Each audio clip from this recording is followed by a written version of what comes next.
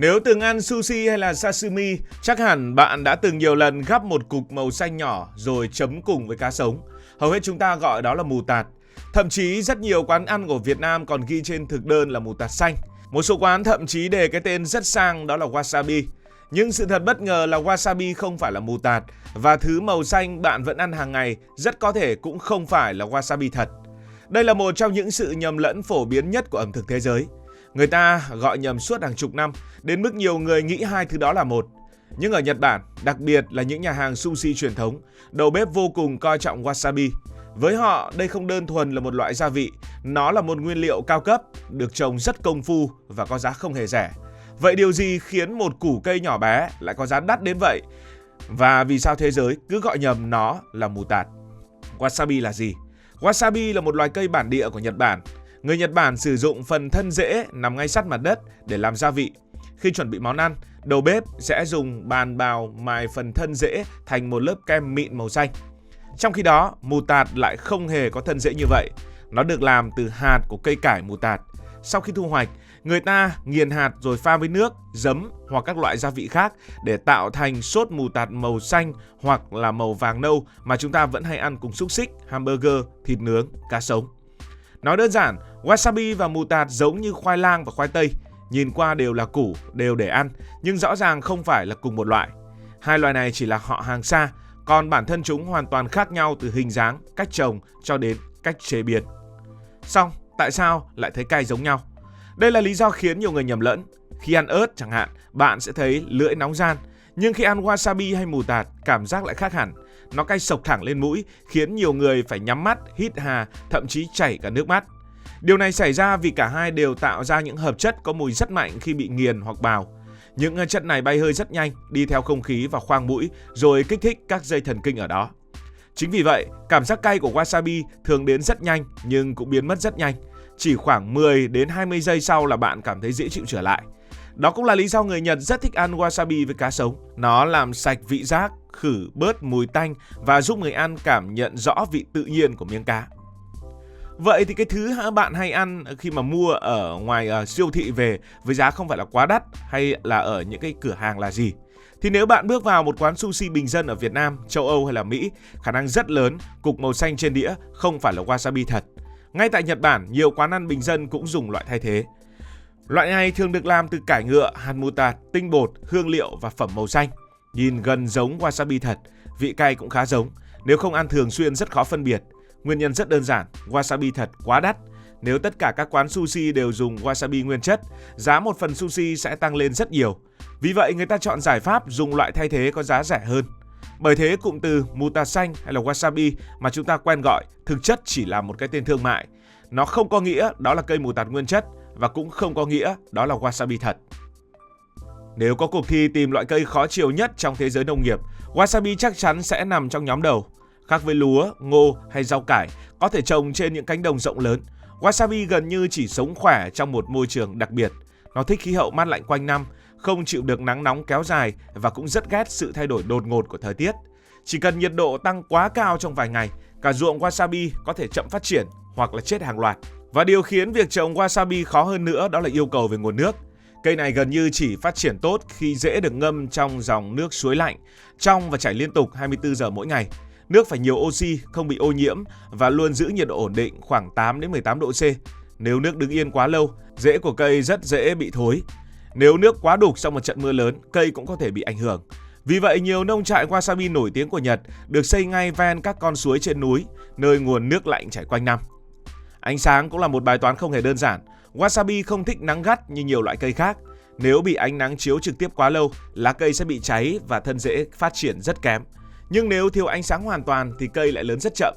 Vì thế người nông dân phải trồng dưới tán rừng hoặc những giàn tre đặc biệt để lượng ánh sáng luôn ở mức vừa phải. Có thể nói, trồng wasabi giống như chăm sóc một em bé rất khó tính, phải điều chỉnh từng chút về nước, nhiệt độ và ánh sáng. Không chỉ khó trồng, wasabi còn lớn rất chậm, trong khi nhiều loại rau chỉ mất hơn 1 tháng để thu hoạch.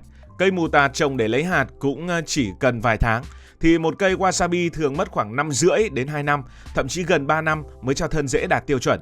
Nghĩa là người nông dân sẽ phải bỏ công chăm sóc rất nhiều nhưng chưa chắc đã cho sản phẩm đạt chất lượng. Trong khoảng thời gian ấy, chỉ cần gặp lũ, nắng nóng bất thường, sâu bệnh hoặc nguồn nước bị ô nhiễm là công sức nhiều tháng trời có thể mất trắng. Đến khi thu hoạch, khó khăn vẫn chưa kết thúc. Không phải củ wasabi nào cũng đủ tiêu chuẩn để xuất hiện trong các nhà hàng sushi cao cấp. Thân rễ phải to, thẳng, mập, bề mặt nhẵn và không bị nứt hay sâu bệnh. Những củ nhỏ, cong hoặc bị chảy xước thường chỉ được đem chế biến thành bột hoặc các loại sốt công nghiệp với giá thấp hơn nhiều.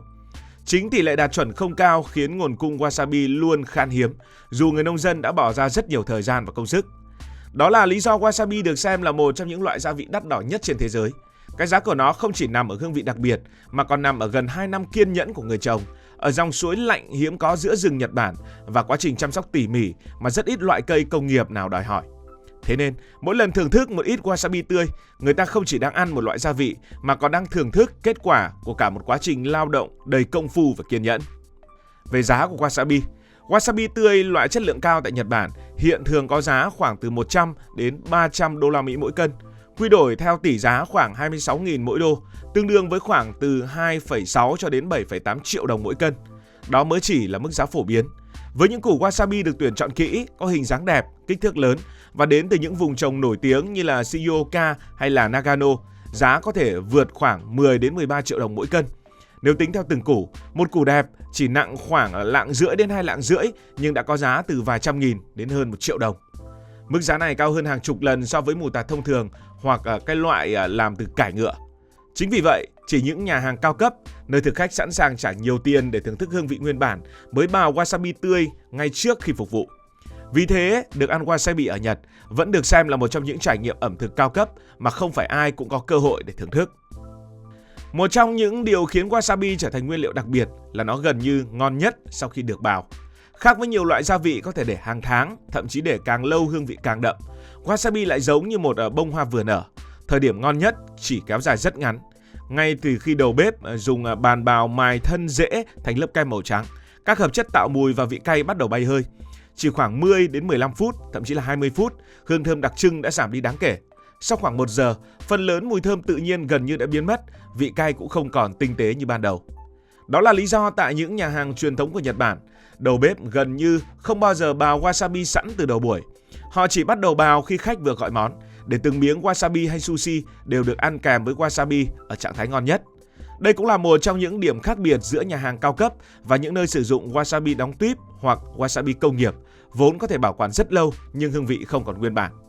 Ngày xưa, người Nhật còn sử dụng một dụng cụ rất đặc biệt để bào wasabi, đó là tấm da cá mập khô. Bề mặt da có hàng nghìn gai nhỏ li ti, giúp mài thân rễ thành lớp kem cực kỳ mịn thay vì tạo ra những sợi thô. Lớp wasabi càng mịn thì càng giải phóng nhiều tinh dầu và hương thơm hơn.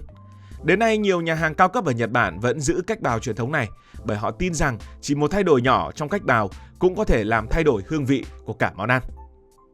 Thế thì wasabi thật có gì khác?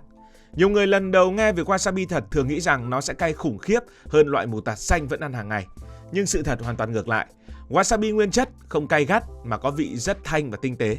Đấy là người ta tả vậy chứ mình cũng chưa được ăn. Khi vừa đưa vào miệng, bạn sẽ cảm nhận một mùi thơm dịu như cây cỏ tươi, sau đó vị cay lan nhanh chóng lên khoang mũi. Cảm giác ấy chỉ kéo dài vài giây rồi biến mất rất nhanh, để lại hậu vị hơi ngọt và mát, chứ không khiến miệng hay là lưỡi bị bỏng rát. Trong khi đó, loại nổi tiếng mà nhiều quán ăn sử dụng thực chất chủ yếu được làm từ cải ngựa, mù tạt và phẩm màu. Nó thường có vị cay mạnh hơn, hăng hơn và lưu lại trong mũi rất lâu. Cảm giác cay đôi khi bị gắt, giống như bị đấm thẳng vào mũi, trong khi hương thơm lại đơn điệu hơn. Như vậy có thể thấy, wasabi đắt không vì hiếm một cách ngẫu nhiên, mà vì nó là kết quả của một quá trình rất dài và rất khó. Từ việc phải trồng bên những dòng suối lạnh, mất gần 2 năm mới thu hoạch, đến việc phải sử dụng gần như ngay sau khi bào. Tất cả đều khiến loại gia vị này trở thành một trong những nguyên liệu đắt giá nhất của ẩm thực Nhật Bản.